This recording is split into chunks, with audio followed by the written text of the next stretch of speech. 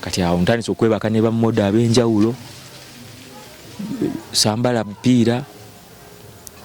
kati nange mu bwongo nga nkimanyi ki nalwala dda kuba nze nkimanyi sambala bupiira. Omusawo yaleeta results koolo we nagamba kituufu omuntu osobola okufa pressure natandika okukankana bati nga tannaba nazisoma mama wange ali wano kati nze nga ekintiisize nnyo senti bagenda kungamba nti kituufu na siriimu ntidde mama kukinga mama wange akola ki ebedda nali mwagala nnyo gwe nasigaza tata wange yafa nkyali muto kati kasaagala bambi ng'ate nkimanyi naye alina obulwadde bwaki pressure gira nsikyalya ndowooza kukuwa ate obulwadde bwe buli ate buvuddeyo bukulu muganda wange lunaku olwo kati ate nze ng'omanyi ebyekivubuka nze tebasobola kwekebeza siriimu kusha omanyi ngomba abantu gye babeera nabo nti kasita wekebeza bayinza okukubako amawulire amabi ate nofuna stigma nze tebasobola kunge kati ate musawo agambye batumukebere siriimu musawo kweyo wano nayagala ettaka limmire nze nga muli nkimanyi kituufu nina siriimu.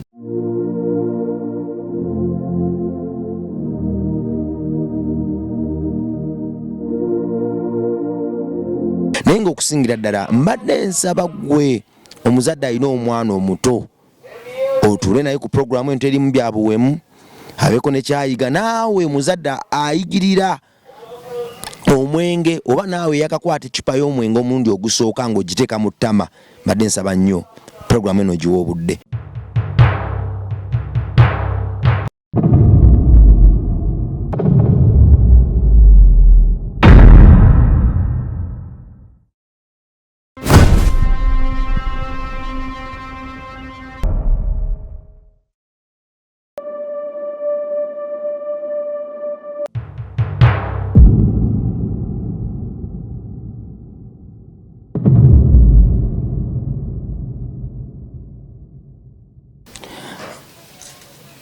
Bwe tuba tulwana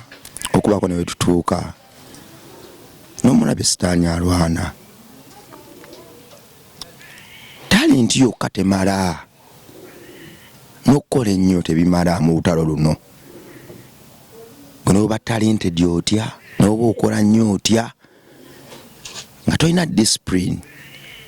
respect n'obugumiikiriza byonna bifa ttogge. Discipline yetuyamba nnyo okukuba eŋŋumi ez'omuzinzi omulabe sitaani ng'agezaako okunyakula ekyo kye tulina mu ngalo akitwale. Wabula waggulu wa byonna era waliyo Katonda gwe tulina osooka otutunuulira era okwewaayo mu lugendo luno. Olugendo luno lukutula bannaffe bangi gye batutegeera naddala nga tuloota tubeeko ne we tutuuse tubeeko ne we tutuuka. Bannaffe bangi batutegeera batusalira emisango tutandika okulaba bye batalaba olwo tufuuka abayaaye tufuuka abalalu n'ebirala mu maaso gaabwe. Obutalo lw'okutuuka ku birooto byaffe lulimu ebintu bingi nnyo ebimenya emitima ebiginyiga ebigikuza n'ebirala. Naye nyongera okujjukiza nti talenti yokka temala ne hard working tebimala n'ebiri bikulu. Puroguramu eno njagala tugikwata empola era gwe maama alina omwana njagala omusembeze. Naawe taata awulira nti ebintu biganye njagala osembere. Naawe maama awulira nti omulabe sitaani waliwo engeri gyakunyiga njagala osembere twogeremu. Interview eno ngiweereza Jamie Culture ne maama waffe omulungi maama Samarise Kabembe. Weewale nnyo njagala tutemeeteme emboozi eno era njagala gwe munnange agiraba ogisharinge etuuke ku oyo omwana gw'olaba nti yandiyagadde ogiwulira. Ndi ne muganda wange ono nze kye mmanyi mu nsi muno kiri kimu nti if it comes to fashion tewali fashionist amusinga mu Uganda wano. Ndi naye nno nze neesiimye okutulako n'omusajja ow'amaanyi bw'ati era mbeera naye wano ku Rabongo Charity Foundation nzaani abeerako n'abasajja ab'amaanyi bwe bati. Njagala abeeyanjulire era tumanyi na lwaki olwaleero tupatalabika si omuntu wa kamera nnyo njagala tumanyi lwaki olwaleero asazeewo tujje twogereko ko nammwe tubeeko ne bye tutemaatema sinakindi tumumanye nnyo oba mumanye nnyo weewaawo tukwaniriza nnyo sebo. Amina. Kati microphone togikwata kole boti kwate kwa basajja abamanyi bakwata microphone. Muganda wange. Amina. Weewaawo amanya go gwa amanya gange nze Sekitto Julius Siza. Sekitto Julius Siza ngeye wedirange yoli mugeye ndi mugeye. Weewaawo Julius Siza erinnya Julius Siza yali y'amaanyi era Siza eromaawo yekola ekigenyi yafuga abantu naye ekyenjawulo kye yayina Julius Siza yafuga abantu ng'agwensimbu. Kale nno kyali kya muzinzi nnyo nti muganda waffe yali amanyi okugwa ensimbu bwe yekkiririzaamu n'agamba wadde engwensimbu bano osobola obbafuga yabafuga tewali kitasoboka mu nsi. Omulundi ogwasooka nkulaba ojja weesitula osanga nkulaba mu Charity Foundation. Kituufu. Twasinkana tutya abantu jagalo bagambe ngeji twasinkanamu tujja nga tuzimba emboozi ene kenda kuba ya mpora nengejjudde amakulu n'okuyiga weewaawo. Ya zijukira mwaka gwali 2022 nga guggwako nzija ntyo okumanya nali Mutundwe ku chachi ya Pastor Tom Mugerwa Mutundwe Christian Fellowship naina akaledio kange kenali mpuliriza tambuza ngendo okugwa ku Dembe FM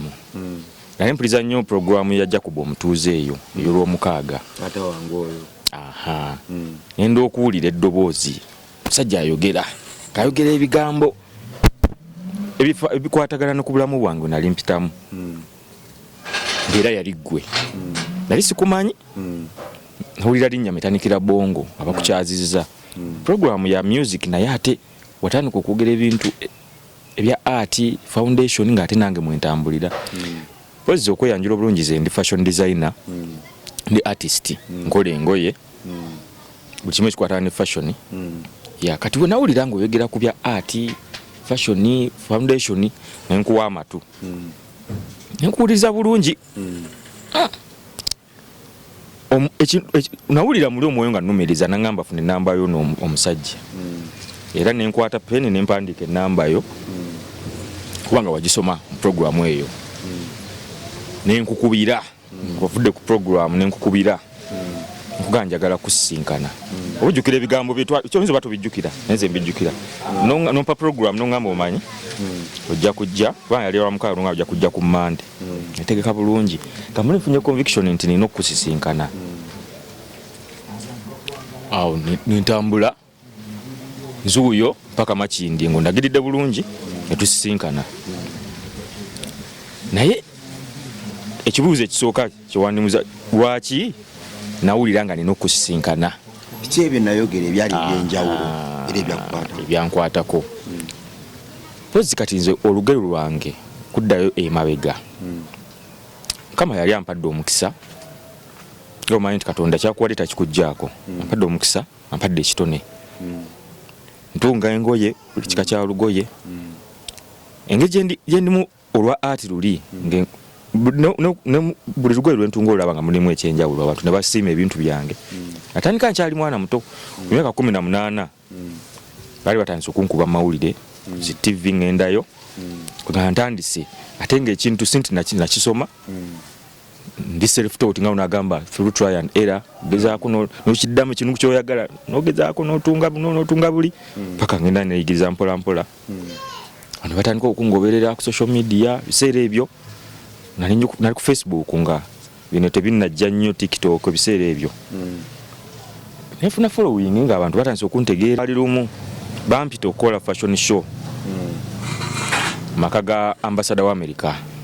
US Embassy yaleetaddemu ssente mu eyo show bagiyita CD show ne ku Facebook kweri kati kwe ba pioneer abasooka kane emyaka 18 kati olw'ensonga nti show yali nene media ne capturinga erinnya lyange batandika abantu okungoberanga bintu bye nakola abantu babyagala ebintu bitambula bulungi nga bombanyi tewali buzibu nga ndaba wali omusana gyendaga n'ebintu byakyuka olunaku lumu lwe nayiga okunywa omwenge guno twaguyiga mu buto wabala guyiga okuze ngero otandise n'okukugusa ekirooto kyo ekikuba fashion star singa buto era mu buto naye sina nali nkozesa naye kasita nayingirako olw'ensonga nti nayingira mu limelight nga ndi muto nali naive simanyi ngeri gye ntandise okukola zi fashion show mu zi club siliki zi Casablanca ebiseera ebyo zikayeni nga zikyaliwo wali eri ebukoto kati nga ndi muto naye nga abantu bemberamu bakulu nga bamodo be nali nkozesa bakulu bansinga obukulu naye nze simanyi ngeri yakwata mu kintu ekyo kubeera nga oli famous abantu kola fashion show abantu ne bakuba engalo ne bakusiima ne bakuwa ebirabo ne bakola kinga sikimanyi kandi sokwatagana n'abantu abakulu kati olw'ensonga nti nali nkola nnyo fashion show mu zikirabu nsikirizibwa okukola ki okunywa omwenge olaba abantu bali kunywa mwenge basanyufu ujukira bo balina sente zaabwe nze sisamanya abantu bagaga bakulu naye nga nze nali muto nenjiga mpolampola nalina mukwano gwange ebiseera ebyo twalinga tutambula naye nga bamagenda ku fashion show yanyambako kwasaganya bamuda abo bali bamita Simon era Simon sirimu erabira Simon oba mulabe gwe yakozesa n'angamba gezaako sikabi gezaako nywako katono nenjiga okunywa omwenge olunaku lwasooka omanye ekintu kyoyiza olusoose kinenge gye kikuwulizaamu erissanyu noga bulijjo binyuma webiti oli haayi tekyakomaawo olw'ensonga nze nsibuka eri kamwokya ewaka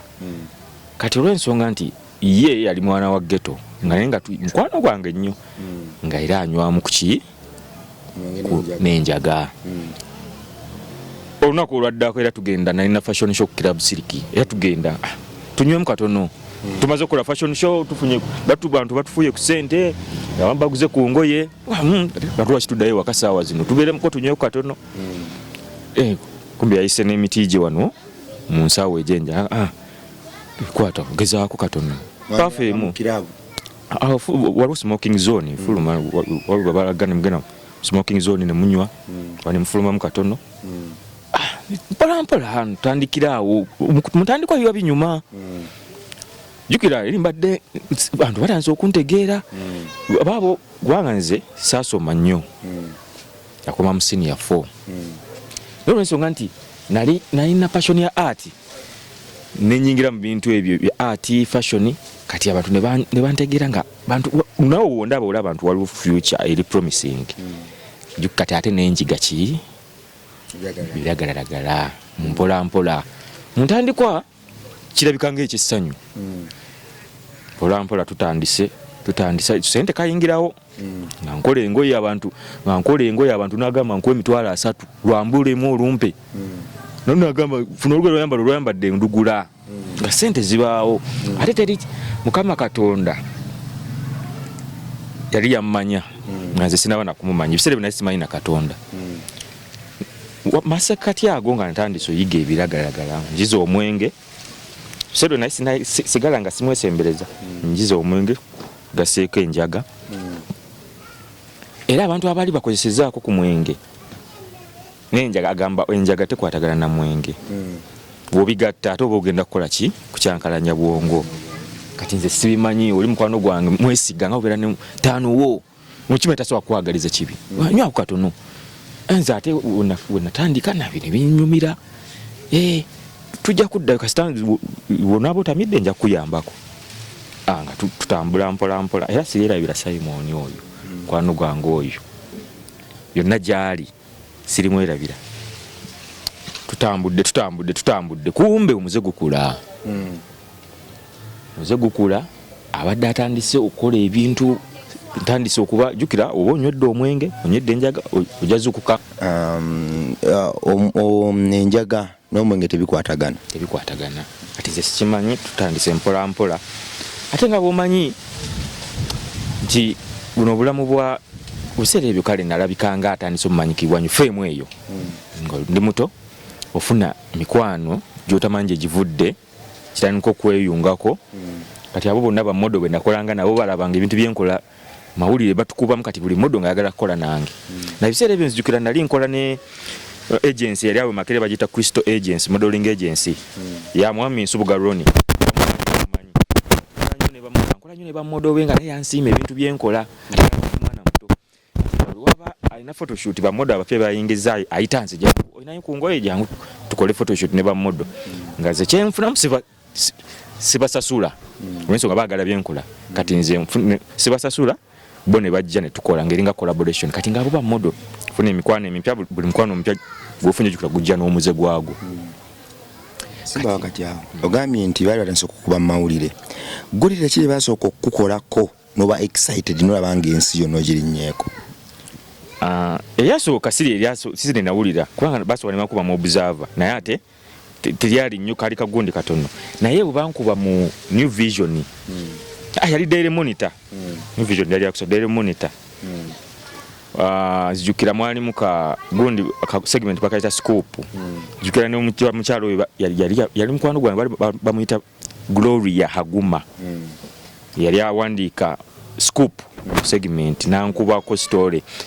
yansanga nakyengera nga gyembeera nampandikako bulungi zijukira twalina fashion show nali nkoze fashion show ku St. Lawrence University balinayo eringanga expo bagita Mr. and Mrs. St. Lawrence mukwano gwange yasomera ngamba jangu nkubira ekicuba sina waka nanjagala tuwangule sente bali bawangule motoka ne bene sente gwe wina wako ine byokola byakane nze jangu nja sasula tenti nampita ne tukola fashion show nizija ne ba modo bange kati Gloria Aguma yaliyo nankwata profile nankulako story ye yamanyise Daily Monitor ebatukuba ne bampandikako ndikala nikange kala nkenasokera ko kabalema tungisa mukono gumu ngakentungisaawo ninga webala bintu byenkola baga olimba sigwa bikola kati ntungawo nga balaba kati nankolako story eyo story gye yankolako yantunda nnyo yantunda nnyo nawe kati ntandise okukola ki okuyingira mu nsi mulayi wali oyagala wewa tuddeyo wali mukola collaboration tobasasula tebakusasula mujja ne mukola bamodo tufuse ba mukwano abo bonna ba Alani abamu bagenda nabweru kati abamu bamodo babuvaamu Emolusai basinga Emolusa abamumanya abali modeling industry kati naye agenda New York funtani sofuna emikwano ntani sotambula ne group ate omanyi group ekijja nezi group bulimu abana omuzegwe peer pressure group influence bitandise jukira zende muto bali bakulu nayo ensonga bo banjaga bagala ekyo kyenkola kubanga oli wabaye nayo foto kyaga siza nina foto shoot waneno na nyambo njatike ku ngoye okuba mukwano gwange sijja musasuza kwata ne kyo nyamba ebifaananyi biba bimaze nango mpaako n'emikoleso tutunda waka wange online nga betukola butyo kumbe tandiso yingiramu omuzogo ogw'ebiragala ate n'ekirala omanyi obeera n'abantu abangi olina yogondi gy'ofuna mu lulimi olwakati buli owulira nti kati natambula ne bamodo basajja baleri banene nga oli wansanga nzigamba ba bodyguard bange era nzijukira olunaku lumu kweyo show gye bankolako nga tuvudde ku St. Lawrence University twawangula sente twawangula milioni 2 twali bakubiri oli yasooka wangula motoka kati ffe twali first runners up lwatuwa cheke zino bicheke binene nga kuko milioni 2 kati nomwe tebazikuwera otuwa tuvaayo ekiro show yagwa saawa nga 8 kumba abayayi bawo kayanja ka kabaka bali bazze bwe bali mu bantu batulabye kati tuba tuddayo nyamukali mamodo bange kumbe batugoberera bo balooza sente bazituwereddewo abayayi tuba tutuukawo ekabuusu abayayi ne batandika okukubagana ne bamodo jukira nze nali muto ndi kampi ndi katono ndi awo wakati tebanda banakundaba ne bakubagana ne bamodo emotoka yali ekubye wa mukwano gwange bamita Alani yali modo nga kanyama bati nga umanyi bo bakakole tabanti fighter bakuba Alani kate emotoka yali everi eno Lubaga Road yali emukubye era lunako Alani senga yafa naye nga oli bali balooza abantu ba bodyguard kumbe ba modo si balwanyi bakuba kati olunanga mutambuza bigere tutambula saawa ezo nga tewali ntambule tuzza budde bwa kironyi yego kati olunako olunenga na bino gyebirize nyamba okudyego kati ngamba bino bulamu nno mwali mutambuza bigere tuva ku St. Lawrence University omanyiriraanyi church ya Pastor Kayanja twambuka bati tudda tugende mu kibuga wali kumpi kubanga kumpi akabuuso okudda wali tufune emmotoka etuzza kati abayayi twabagwiramu awo ne bagenda olaba emotoka we yayitawo ng'ekubye omulenzi yali egenda kuba Alan bali ne batya ne bagenda nga bala tetulina kye tuvaamu abantu batandise owera ne badduka abayaaye naye okuva olunaku olwo ne ngamba okutambula n'abantu abangi nakyo ate kirina engeri gye kyaleeteramu omwoyo omubi oba omwoyo gwa eyo false confidence eyo kati tutandise okwobulimba olowooza kati ntambula ne babodegaadi oli alowooza eggaali webali oyogedde ekigambo ekituufu tutandise okugendanga kukola bu fashion show eyo tutuukayo tuzoganya tutuukayo twagala batusasulirewo kubanizikira waliwo okera bali bagita Venom oba okijjukira waliwo omulenzi yali akoze modeling agency bali bagita Cavalry modeling agency kati nga ayagala tutundirako bamodo be n'akola show ku Venom nampita jangu leeta ku ngoye tukoleka show tujja kugabana kuki ku binaavuddemu busente naye kyakola awali asolooza wali kuki ku mulyango naye nanga tujja kugabana kati awo tumaze okukola fashion show yaffe bulungi mugamba ate zange ziriwa atandika okwogera besitategeera tutandika akavuyo tetuvaawo nga tuwadde sente zaffe bamodo bonna batunuulidde ezo zalina obbasasula tetukyankalanyiza ebintu by'abandi tebayise poliisi nga babuuza kyavudde kuki kati olunaku kate nebansibe n'okunsiba naye kirungi manager yajja n'ayogera naffe n'atukkakkanya naye nga ndowooza olaba ekiddirira obusungu ebifujjo ekibuli bamodo balina be bakubyemu awo kati kirira mbakumulamu mpola omuntu yali focused kati awo tandise okuwulira nti kati nange ninamu kuki okumaanyi kumbe bulimba kati tukadde story short gotofa nyumya buli kimu twagala omwana oyo atugoberera twagala maama ne taata oyo esaawa zinakwata ecupa ye ey'omwengo oba akwata omuti gw'enjaga ogusooka okuba mu nekyayiga mu mboozi eno gotofayo time yaffe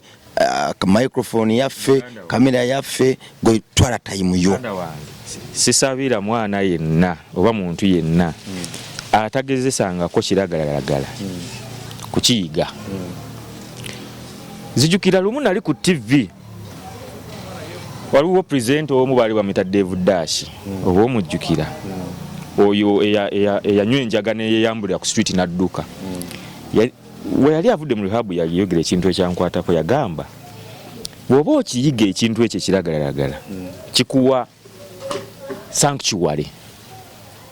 etaliiyo sanctuary nti ekifo oba safe haven owulira ng'essanyu yonna emirembe gyonna ng'owulira oli mugezi nnyo nga wakakiyiga ng'owulira ebyolowooza bwe tobirowoozanga nako fast nnyo owulira olina vibe kye bayita vibe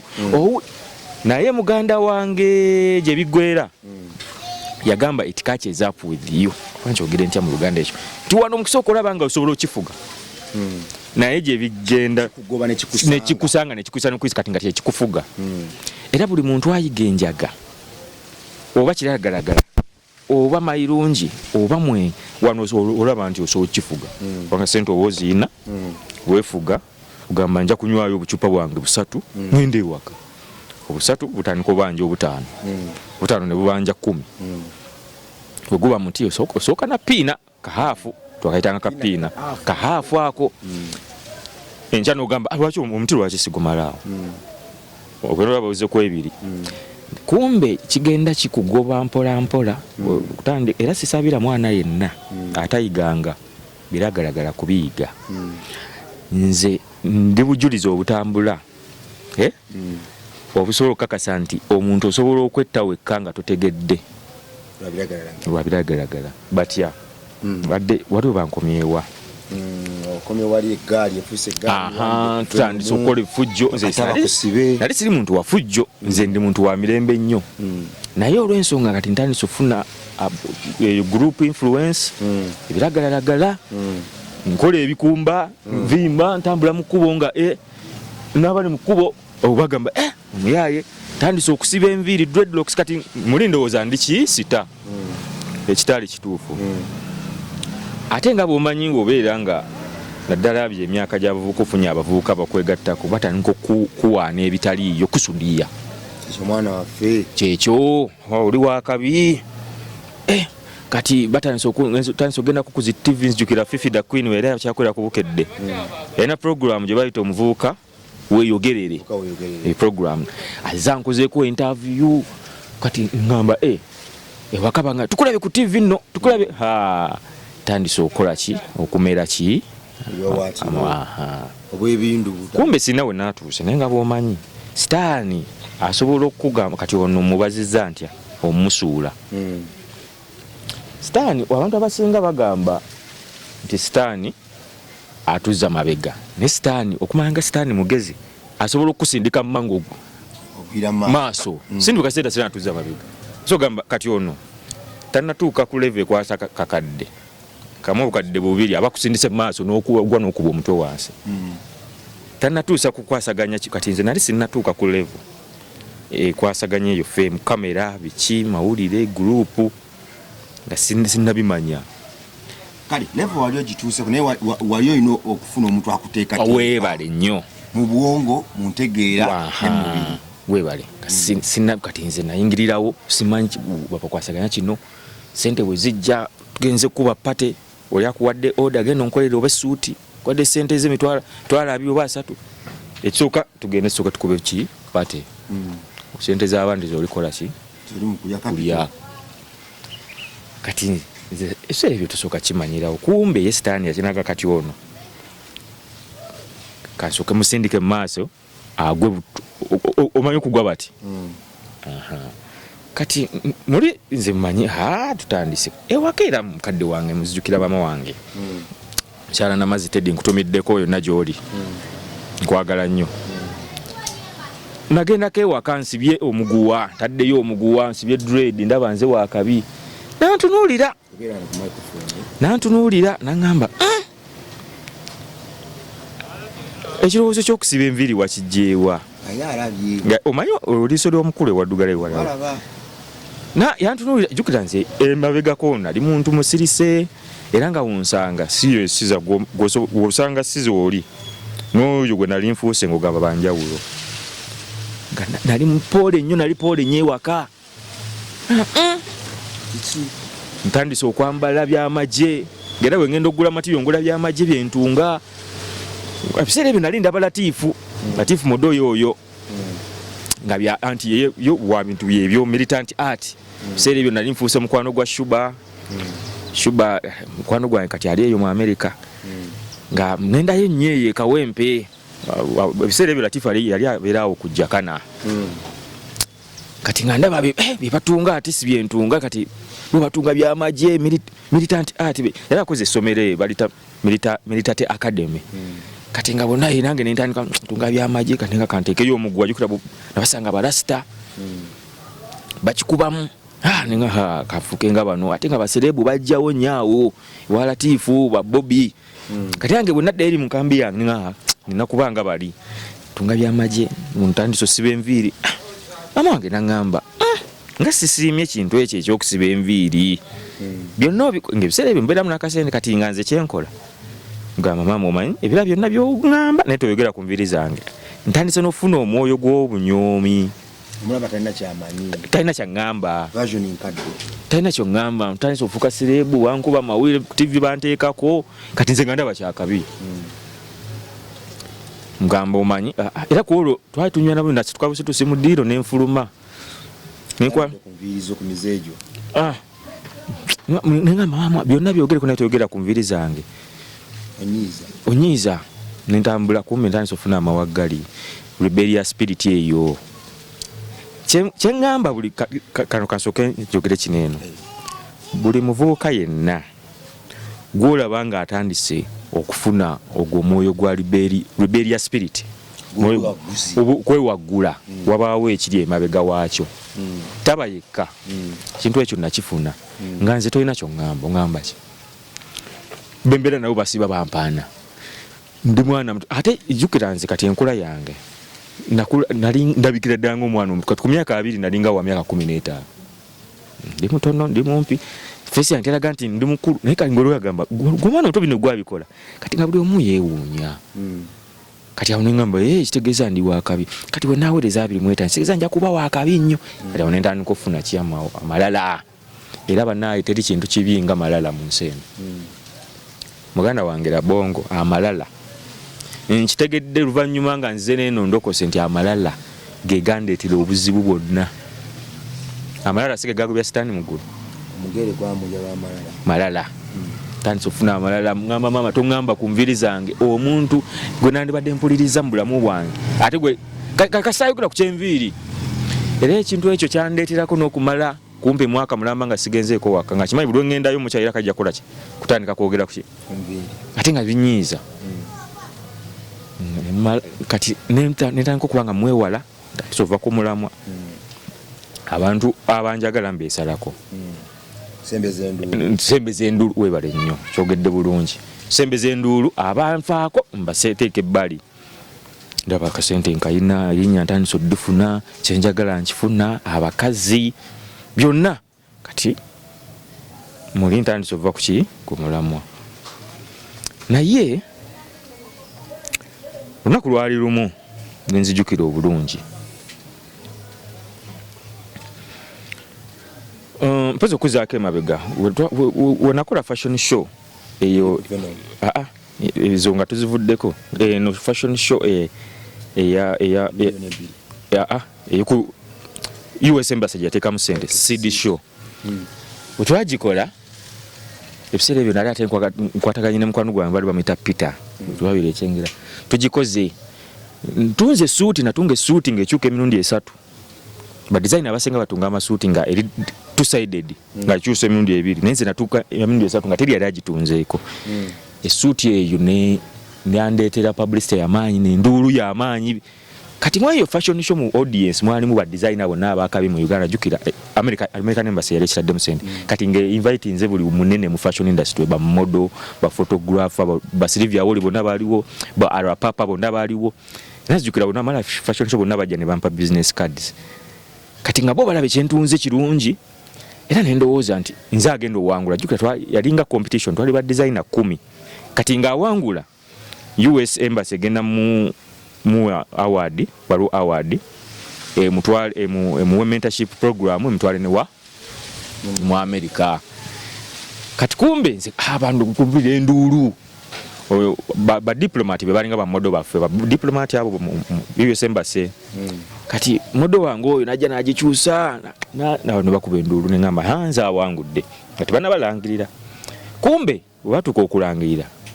sinze yawangula twasibagana ne Shuba oyo yali student wa Latifu kati Shuba olw'ensonga yatunga ekyambalo okuva ku mutwe mpaka ku bigere nkofiira suuti n'engatto kati nansingako obubonero n'awangula ekintu ekyo kyankuba wala kikula badde ntandise okufuna amalala sisuubira nti sigenda wangu kati nesiwangula Shuba n'awangula ekintu ekyo kyankuba wala kijja kitanga siwangudde fine nebiggwa ne tuddayo waka naye nga muli nfunye abanali nga unaga heart broken wakisinza wangudde nenyiga kati jukira oba oyina ekintu ekikusumbuye ate nga okozesa ebiragalalagala obuzibu obuli awo bumanyi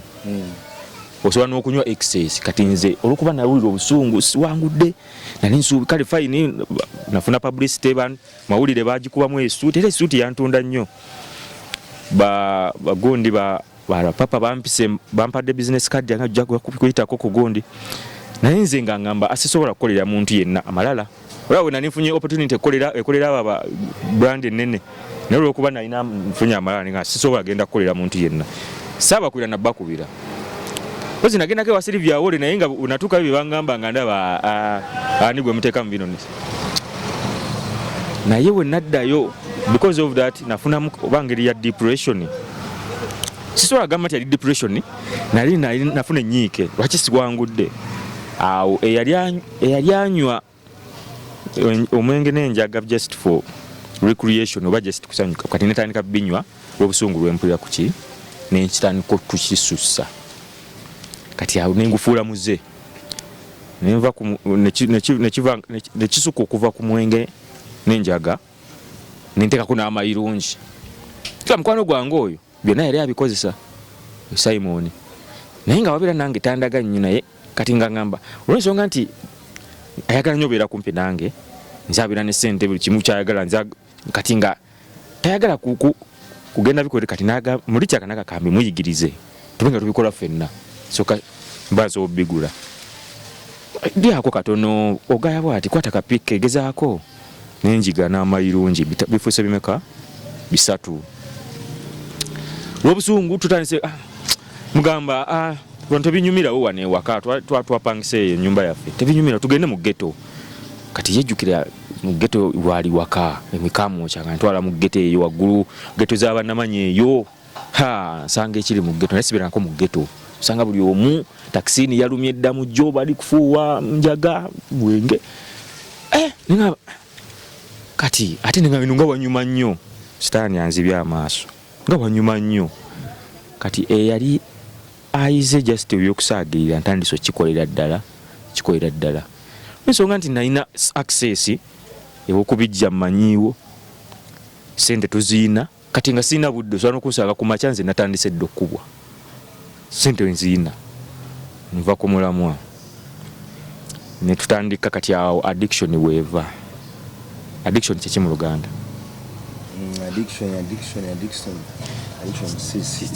sinakifuna mu Luganda mu Luganda sikimanyi naye addiction kati weeva tinentuuka ekiseera nga sisobola kubeerawo naye mba njagadde ettunga natunganga nnyo kiro ensi nsirifu naye nga sikyasobola kufokasinga kutunga kintu nga sikoze eki siri kulya mayirungi ng'era buli lunaku mugamba Simon genda nfunirayo paaka 2 paaka ke kattu nfunirayo paaka 2 nga manyi ngenda ttunga kangize nina outfit gye njagala otunga ekiro ekyo kati nga mugamba guleyo paaka 2 zitubeeremu oguleyo n'enjaga mbitinga giijo omwenge wali lusinzi weeri kati nze nga ndaba ate kati nga muli mundowooza kyekimpa amaanyi kumbe ntandise atokiwa obuyinza okunfuga kubanga ekintu obanga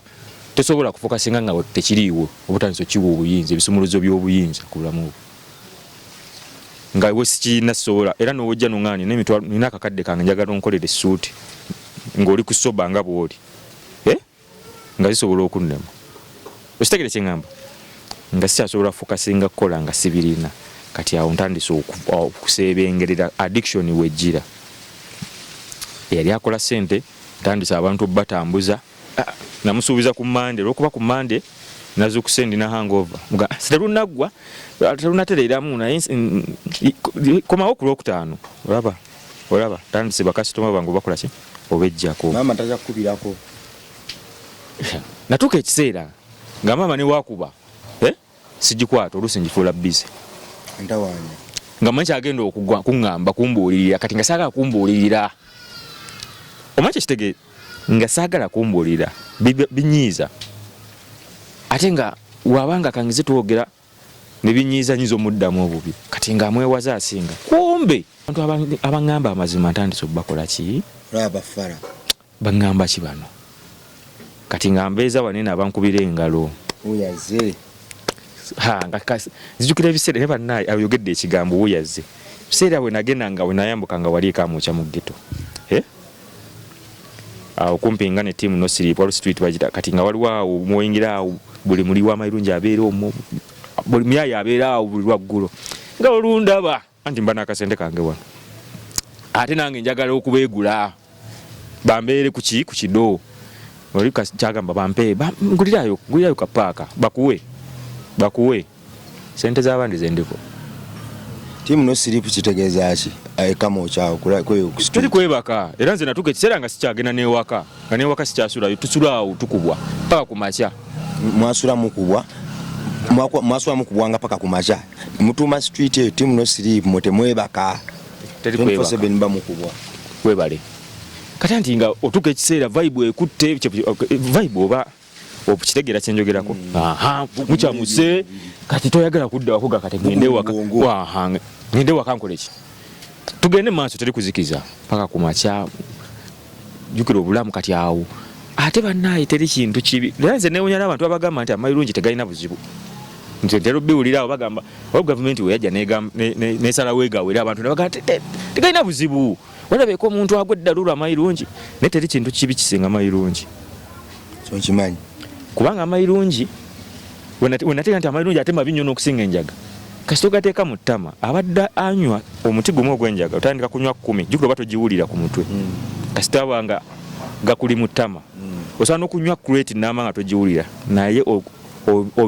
obiwuliro ogajje mu kamwa kasito ogajjayo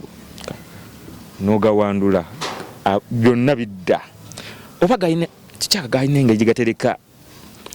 ebintu kimanyi kirimu kantu ako mayirungi bwoba ogalya gakutondera ensi etaliiwo naye nga giwandiyagadde okubeeramu okitegeera kubanga nze nalyako amayirungi lumu nenkola ennyimba nawandiika ennyimba almost 5 mu kiro kimu oba 6 mu kiro kimu ne producer nanzitukako nandeka mu studio nga gwolaba kiggwa era nenyiiga nnyo okundeka mu studio nze kugamba gatonda ensi ey'essanyu ey'eddembe osobola ozimba kalina wootuddeawo neggwa ng'oli amayirungi neggwa ng'ogirabye ewedde oba obadde oyagala 5,000 osobola okugasolooza nga tovudde mu kifo ng'oli amayirungi kakati bwe gakuggwako nodda mu reality nanyumizanga gwe noobanga negwe kugamba gwewayagadde okukubira ng'oli amayirungi oba tokyasobola mukubira kubanga bwe gakuvaako ku mutwe gaguza mu reality oga nabale ngina kubira n'omusumba musabe ssente kumbe wayise tugende mu maaso webale okitegedde era akantu ako bannaye kabulabe nnyo kyokka abaana ekisinga okunkwasa ennaku usanga abaana abato batandi bayiza omuzoogo mu ghetto ate ekyewuunyisa go ogasanga buli wamu ne ku dduuka wali ogasanga waliwo atuddeawo n'ekiveera kye kya bbulu atunda tegeekwekera nga njaga kumbe ate mbadde wali nga nkyakunyumiza maama olaba byagamba mwentandisa omwewala kubira olaba ali ssiro nnyo mu kwogera ndaba nga ate kati obulamu bwennyingiddemu bulala baganda bange ntandisa obesi anti bo bagamba amazima naye kati olwokuba nti nalinamu kase nga bo oba nali nga bugamba enguzi munyigayo n'omwayo ekyebiri n'asirika muganda wange kire waka ize kati ng'asirikirawo ntungirayo akakumba kati nga batansi baganda tibakyaŋŋambako nnyo otandisa okukozesa ekitone kyo atandisa okikozesa okugulirira weebale abakuwagira weebale bandikuwakanyiza ng'obagulirira ng'oyita mu kitone kyo kyenerabidde okugamba ewaka nva mu famire y'abaana bana nze mulenzi nze ate nze mukulu kati gwe just imagine obulumi bwe nalinga batuusanga ku banda bantandisa okyuka nze alina obakwatirira ettabaaza ekkubo kuyita wano kyokka ate nze atandisa okuva ku ki nze mulenzi nze kabalinamu essuubi ly'amaanyi naye ate balaba ntandisa naye olw'ensonga nti sitaani ye agamba nga sitaani asobola okukuwa sennaga kankugabirire naye ng'akimanyi zakwate ze zigenda okutta nga mbeera awo mbaamu n'akakadde kange mbeera awo mbaamu n'ekyasatu naye ng'ate ezo zenkozesa okunywa obutwa kambuyite butwa kubanga ebiragalala buba butwa muganda wange mpezeza ebintu bisatu mwenge njaga mayirungi ate kyakomaawo tetusigaseeko sigala ebiseera ebyo waliwo Dani Hiiru tandikidde ku Dani Hiiru takuba nnyo n'akawoowoke kalinga kashisha si mubi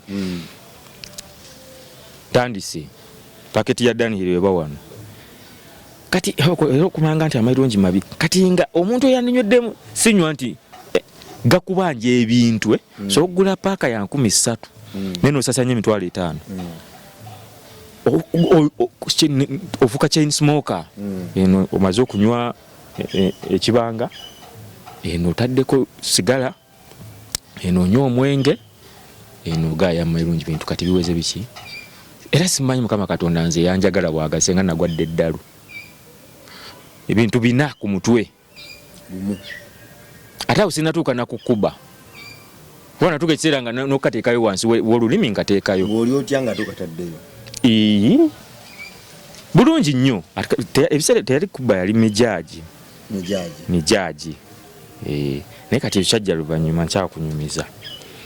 tandise kati obwongo bwenkola ki bwenseruzinza okya ka sikyasobola fokasinga kukola byenina kukola abantu batandise okubuuza kati era bakyali bange abo bamodo batandikanga okunkubira amasimu sizanga tokyakola zishow nakolanga show buli mwezi nga buli mwezi manyi nti batuwa night awo ku club sirike wali ku industry area nga buli mwezi Friday sembayo nina okukolayo show naye nga sikyasobola ngera nga nezigaba nafunanga dalina ba mikono gyange ba designer nembagamba gendo showcase mu kifo kyange olw'ensonga sikyakola waaka nsiba muki kubwa kutambula kuzunga tugenzeko ku beach eyo tukalumiddewa tugendewa egaba ku keke tukalumiddewa enine emirimu gy'abandi gitudde bantu batandise okunnoonya sikyakola show sikyakola photoshoot kati abali bangobera bagenda babuno myezi gumu ebiri sina kyentaddeyo bone batandiko kiraba kati abali okumpi ne batandika okungamba abamu naye siza njaga giveeko kati nga buli wongambye ekintu ekyo ate nkukyayirawo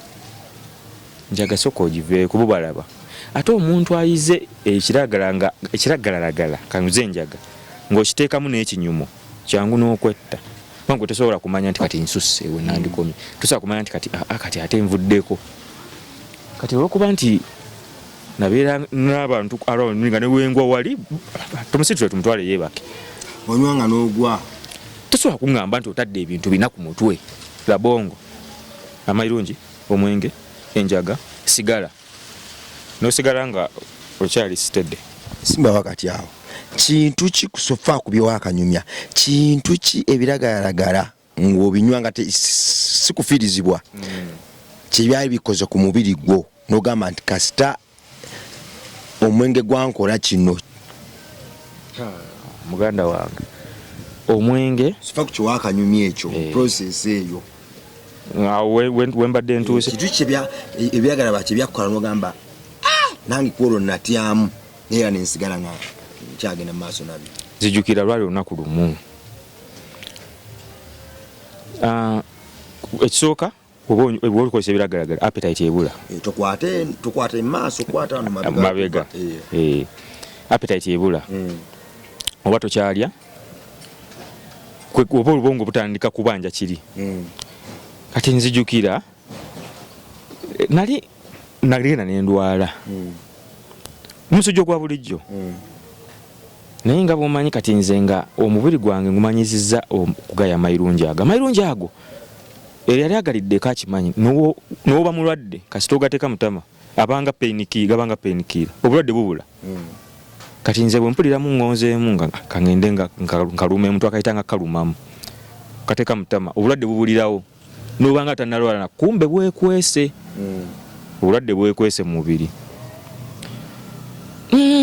buli gwe mpulira nga ngonzeemu kumbe obulwadde bukula naye lumu nali nfiridde mu nnyumba obulwadde bwagenda ne bunnumba malaria ne typhoid omulundi ogwo ate nga byonna bikulu bikuze kiba nali nga mbikweka n'amayirungi kalina engeri gye kakuwa kyamusa obwongo nolowooza olyoke kumbe oli mulwadde biragala bikwatagana na bwongo akasita otuuya namukko nga nawonye kati nze nga nagafuula ddagala kati lumu obulwadde bwannumba ndi nzekka mu nnyumba omukwano gwange teyaliiwo oyo Simon gwe twabiranga naye mu nnyumba ndi nzekka nalwala nga n'okusitula omukono guno sikyasobola ndi nzekka mu nnyumba nga n'okusitula essimu nyiga ennamba bati mbeeku gwe nkula sikyasobola nali nfiiridde mu nnyumba olunaku olwo naye ekyanyamba waliwo we nali nzikirira ogenda ewaka waliwo omuvubuka yali akuba capati ngeri afuka mukwano gwange nga mukolera ebikumba naye nga naye akola ki anywamu ku njaga era nga twafuka bamukwano kati nze nga buli muntu akusya kyenkweza atufukirawo bamukwano benjagala abusembeza nakola ki mukama yanyamba nensitula essimu nemukubira essimu naye mugamba omumanyi nyamba nfa yali yanyuse nadda naye omanyi kyoba okola genda onguliyo kakaziire biseera byakaziire yali akajja nguliyo kakaziire ak'ekigaji okandeetere naye nfa ngebyadda nali nfudde n'agenda n'akandeetera yansanga wendi nga sisasobola nakusituka nanyamba nantwala nansitula nangamba kutwale mu ddwaliro nemwaba nedda tontwala mu ddwaliro. Kati bwe nali mbeera waali kumpi nga si wala nnyo ne mukadde wabeera nantwala ewaka wa mukadde nga nkimanyi bwe nabeera nzika nga nkiwulira ngenda kufa nantwala mpola mpola mukadde weera yakolera mukadde olwabo okuntunulako bati obulwadde bwannuma olunaku lumu nenkogga nga misobola ni mulwadde wa siriimu kumbe bwali bukulu naye nga nali bubuzaabuza mbukweka yandabako nange gwe kiki obadde ki bakuloze nemwanfa nantwalira mu ddwaliro kyebasooka okukola nga ntuse mu ddwaliro bagambirawo omusawo yagambirawo ono tumukebere siriimu omanyi kutuuka ku levo ng'oli wakulabira bati agambira ono alwadde siriimu nakogga nga sikyalya ndowooza kukuwa ate obulwadde bwe buli ate buvuddeyo bukulu muganda wange lunaku olwo kati ate nze ng'omanyi bino ebyekivubuka nze tebasobola kwekebeza siriimu nkusha nga omanyi engomba abantu gye babeera nabo nti kasita wekebeza bayinza okukubako amawulire amabi ate nofuna stigma nze tebasobola kunge kati ate musawo agambye batumukebere siriimu sobola kweyo wano nayagala ettaka limmire nze nga muli nkimanyi kituufu nina siriimu nga simanyi nti typhoid na malaria olw'engeri gye natambulangamu nze nga modo gwe tukoze naye photoshoot ate oluwona jukira baneeguya nze alina engoye ezakabi erinnya ntandise ofuna kasente nkayina bamodo bansinga obukulu naye kati nga bumanyi abo abawala b'e Kampala abo ye asooka n'abaza nange kati ono wenfuuka girlfriend w'ono kyali ngenda basikyasasula ngoye sente za designer wenayagalira okukola photoshoot ngikolerawo ngaawo sinzi ati kati yalowooza ali kumbaza kumbe nange nzamubaza kati awo ntandise okwebaka ne bamoda ab'enjawulo sambala bupiira kati nange mu bwongo nga nkimanyi ki nalwala dda kuba nze nkimanyi sambala bupiira ebiseera ebyo nga ngomanyi nti oba okubiddwa otamidde mumaze okukola fashion show kamodo kola byakakusanyusiza oluba okwogera tagana nagaana era nsasira abaana bawala abali mu industry eyo bannaye mukama katonda abayambe basanga ebizibu by'amaanyi kyala abalaba nti kati ono designer kati yaliko kati buli wanagenda nga kusho ajayitanga nzi bo kye bafa kubeera kulwaniwe kasita omugamba ogenda kutambula kulwaniwe yayagala ziri kamera ziri eri bamukube ku TV mawulire nti ya design model ate naddala abaana ab'oku campus bannaye ogwo omuzimu gubawamba nnyo ayagala abeere model ajogenda mawulire ku zi blog bamuteekengayo agwa mu mitego mingi egyabaki era abafotographer abadesigner simanyanga bano abategeka zigundi ezo abawala bagwa nnyo mu mitego gy'abantu kati mukama yanyamba buyambi ne bankebera nga kituufu sirina siriimu nga malaria na typhoid gwe nali mmanyi era omusawo yaleeta results koolo we nagamba kituufu omuntu osobola okufa pressure natandika okukankana bati ngate nabana zisoma mama wange ali wano kati nze nga ekintiisize nnyo senti bagenda kungamba nti kituufu na siriimu ntidde mama kukinga mama wange akola ki ebedda nali mwagala nnyo gwe nasigaza tata wange yafa nkyali muto kati kasaagala bambi nga ate nkimanyi naye alina bulwadde bwa ki pressure kati nga kimanyi ne bakyogerera nti oli mulwadde ayinza okutukira kati nga ntidde ekino nga sirina wenvaawo ngende nti mu nsonyiwemu era mbakubanga nalinamu amaanyi agasobola okufuluma akasenga ako ak'omusawo senga gye nayitira bali kutesaati bandinoonyeza nga nayiseemu dda naye nga nali mulwadde nnyo nga sobola nakusituka kati omusawo yalaba nga nkankana nambulako nakwefukira totya tolina siriimu totya olina malaria na typhoid naye bikulu naye ngaomanyi kyabireeta okweyo level biragalagala mayirungi naye nga fudde eddagala ekyo awo nagambira naye nga bumanyi nti sitaani olwedde abakufuze gwawo tosobola kukiteeka mu bwongo nti mponye buwonyi mbadde nfudde nga musujja ogwa bulijjo mponye era banzijanye ne banteeka ku kitanda nempona wenakoma wenatandikira nga mponye Mama yeti yakugamba kwera ebigambo oba still wamuteeka kati ate ekyewuunyisa ye mama wange tamanyi nti nkozesa ebiraga ebyo nga mbikweka ye nga kyasinga okwogerako kinviiri dreadlocks atakulaba okukogga kuno kati nga nze nga mulimba iyo ebirimba ebibeeraawo bimanyi just sikyalina appetite ennaku zino ate n'ekirala nkola nnyo n'otulo nfuna tutono nkola kiro kati ng'otandika olimbalimba naye ng'omuntu akulaba naturally ni musajja munene naye nakogga oli n'agamba yali yandabyeko luli nga nkyali nga nkula nali munene nnyo kagamba ono mulwadde oba ono alina ekizibu naye nga lwabiragala kati nga buli lwayogera ku ekyo simulaga nti nabyo enkozesa jjukira ndi mu nnyumba yange byonna tubikolera eri waka kati wenzija omukyayira zijja neesimatinze bulungi neeseze kazigo tabusobola bitegeera naye nga omanyi omuntu omukulu ayinza obba yalina kyeyasensinga naye nga teyaŋŋamba tosalimba muntu from January to January muzadde we abaakumanyi naye kyaka yeyandabanga nakamuleke nganti buli wakyogeraku tuyomba buli wabaako kyaŋŋamba tuyomba kati awo ntandise okuva ku mulamu anviiriddeko kiddala nviiriddeko ddala naye nga omanyi nti Katonda ono aba yatumanya nga tetunaba nakumumanya oluusi nga yatumanya nga tetunnatondebwa mu mbuto z'abanyaffe Katonda kyaka yalaba nga kituufu nenosooka neneesalako gino emikwano gino egy'enduulu era awo nentandika okukya nga tufunamu kantu Katonda gwe nenkukyawa nenkugoba nga nfuna abalala kati agenda nga nzijako egyo emikwano naye ng'omuze gwo gukoze eki gunywedde mu bulamu bwange simanyi nti nno ate ekyewuunyisa teri kintu kibi kubanga oli mulwadde naye nga gutomanyi nti oli mulwadde kubanga ogwo omuze egyo emize obanga ofuuka mulwadde nga wotakozesezza kintu ekyo okankana n'okukankana bati kati gwe ate oba tokimanyi nti kibi oba tokimanyi kati nga bw'owulira ebiseera ebyo twaziyitanga ttake zikukubye kaŋŋendeko wali ekamwokya nkalumemu wulira nga niwumba mbadde ku kyalaani ndi kutunga oba nina ekintu kye ndi mu kukola ttake ne zinkuba nkirekawo ebyo njabiraba enkya abakasitoma be banama njabiraba enkya olugoye njadde omaliza enkya kaŋŋende nsooke neetereeze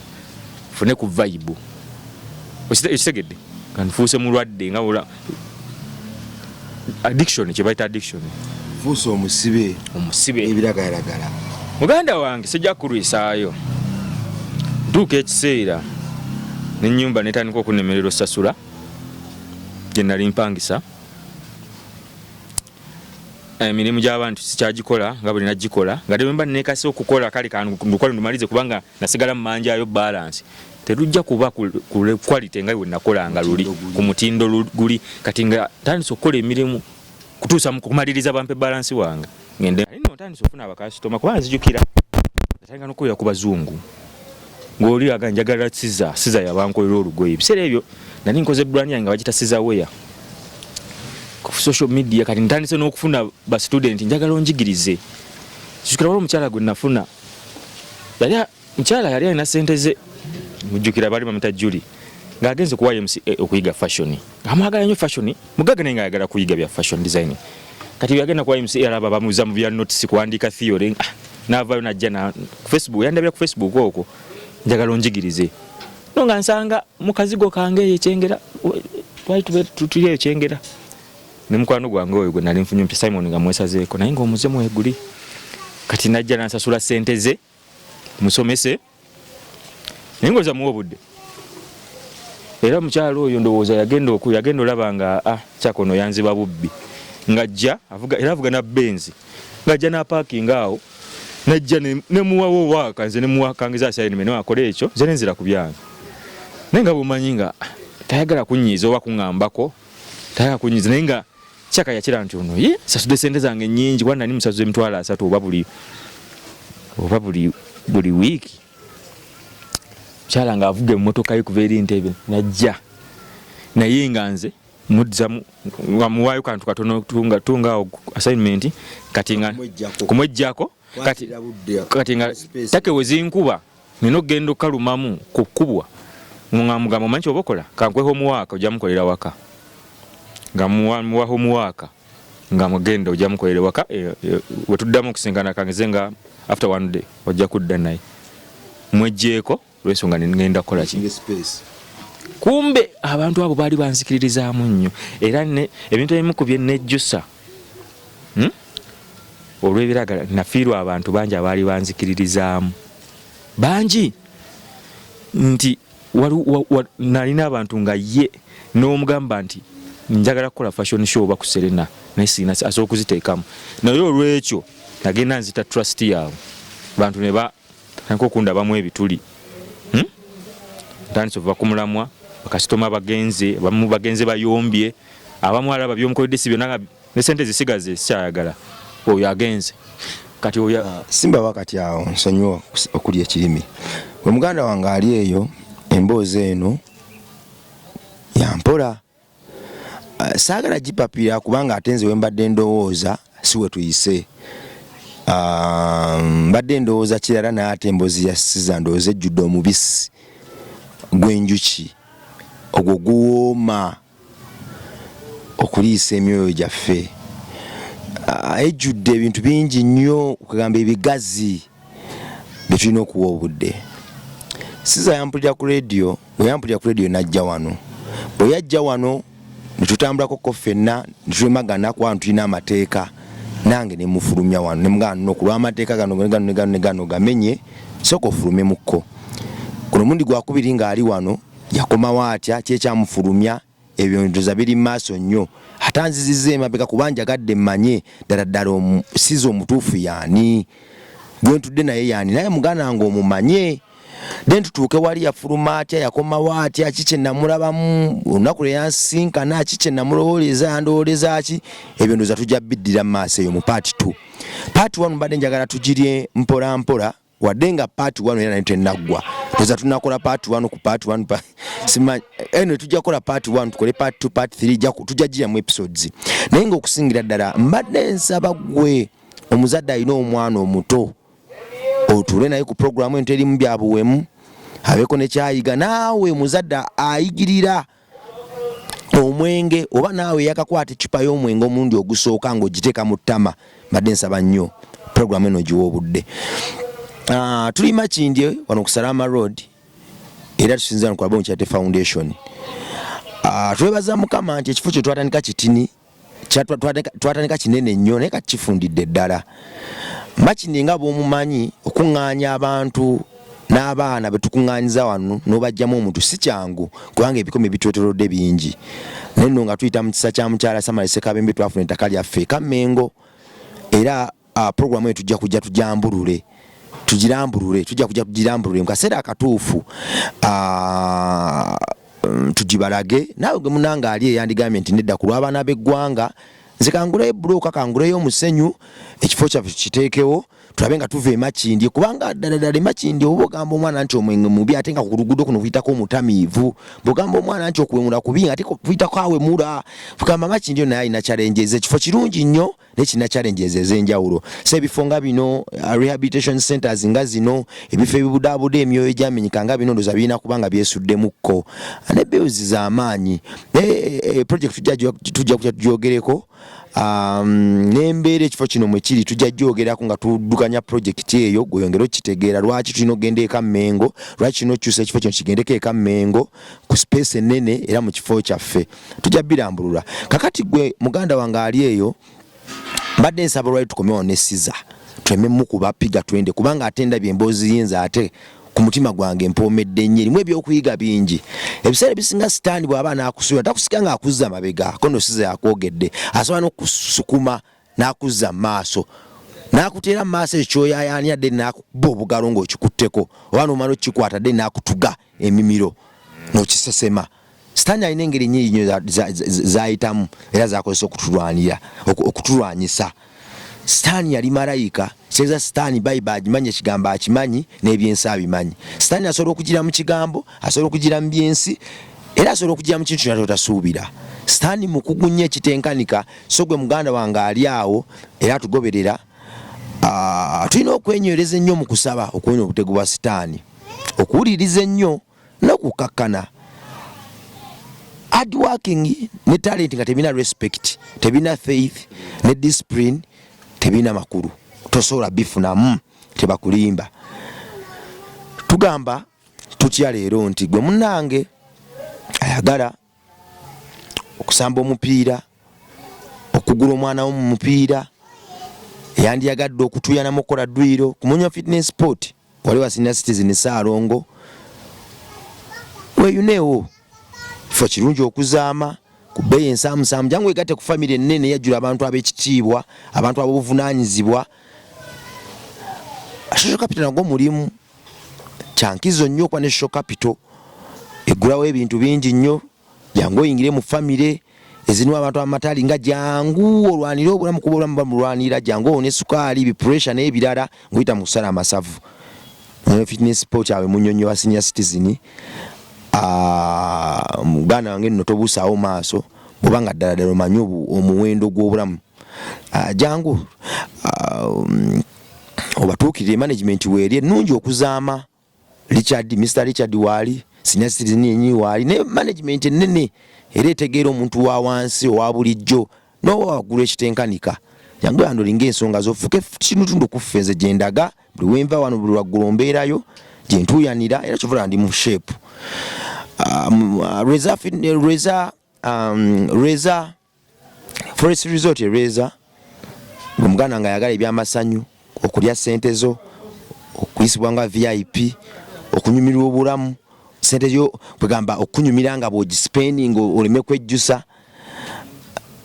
Reza Forest Resort yagamba nti jangu oluba okuyingira ku gate obufukirawo VIP ku mutindo ogwa waggulu nnyo ekitenkanika, tukuteekera ddala ku mmeeza yo ne weeyagala. Nkugamba toliimu kali nti singa sizze ssente zange zendya singa siziridde, nedda, jangu olye ssente zo mu kalensi zonna ng'omwoyo gwo guli waggulu ekitenkanika. Reza Forest Resort kyekifo kyokka mu bifo ebisanyukirwamu ekyakatulaga nti kyo kiri wiringi okutambula naffe. Waliwo emmere lwebula, kampeyini yasembayo twalina wano Christmas, Anga Free Christmas campaign, ng'obusobozi buganye. Reza Forest Resort yayimuka negamba nti bannaife breakfast mugitulekere era n'ekikola. So ekifo ekyo kyatulagira ddala nti kifa ku mwana w'eggwanga oyo gwe tukuumira wano, era kirina omwoyo gwo gw'eggwanga gwe batukubiriza okuba nagwo. Bwe botawagira bifo ng'ebyo bwe birigwa nno toligenda mu ggulu. Katonda ajja kukusalira nti ekifo kino kye nakulaga nkitambula n'omunaku, lwaki wagaana okukiwagira paka ku level ekisuula? Tuwagira ebifo ng'ebyo ebivaayo ne bibeerawo obuweereza nga buno, kubanga yeno reality yokka yokka gye tufeesinga mu nsi etalina makoona. Omwana w'eggwanga liggwanga ery'enkya, so ekifo kyonna kyonna ekiyimirira naye gwe munnange wani kiwagidde nikyo kitambula nekisigala nga kikyakulukutyene mu ngeri ey'omutindo gwa waggulu. Weyuneeko fashions awo kunabukeera. Mr. Kalim CEO tukwebaza nnyo. Weyandiyagadde okunyuma oli muyimbi, oli mukubi wa pate,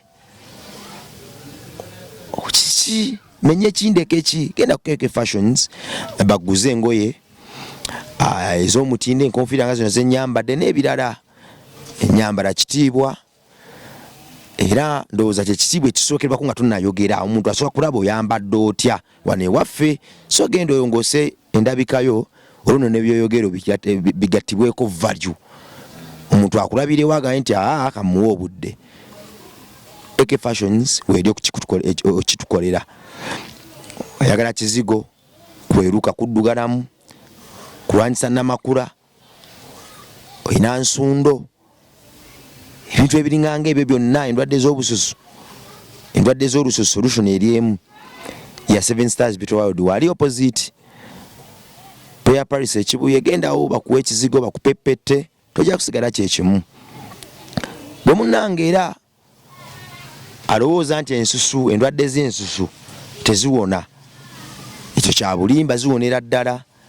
Genda ku 7 Stars Bito World wali opposite Prayer Paris ekibuye bakuyambe, ojja kujja onneebaza olulala. Siza nja mukomyawo, ali wano ku Labongo Charity Foundation fe abamuyina, ali mu rehabilitation, musajja mutunzi, omwoyo gwe n'omubiri gwe bikugu nnyo mu mbeera kyasobola kugamba nakupimaapima. Nze kunze ndaba nga twali fashion designer amunsingira yajja atya wano twakwatagana tutya emboozi yaffe ebaddemu ebigo bingi n'okuyimuka naye tusanyukira nnyo embeera eyo yonna kubanga ate etuwadde ebyokuyiga bingi. Mu paati tutugenda kukomawo tutandike awo wenyini wetukomye paka wano waali wayogera naawe olwaleero naye nga kyemmanyi tejja kuleka kyekimu. Mitandikirwa Bongo aka Rima Sam ge mannya gange. Mukama kumpeera omukisa, likinga, sharinga, commentinga ebintu bino obiwa amaanyi ate subscribinga channel eno ereme kunafuwa kubanga yokajo genda okusangako ebintu nga bino kugamba ebiteesittaza muntu n'omu era ebyajjira okuyiga okwenja. Mukama akuwa omukisa tusingane mu paati tuweraba.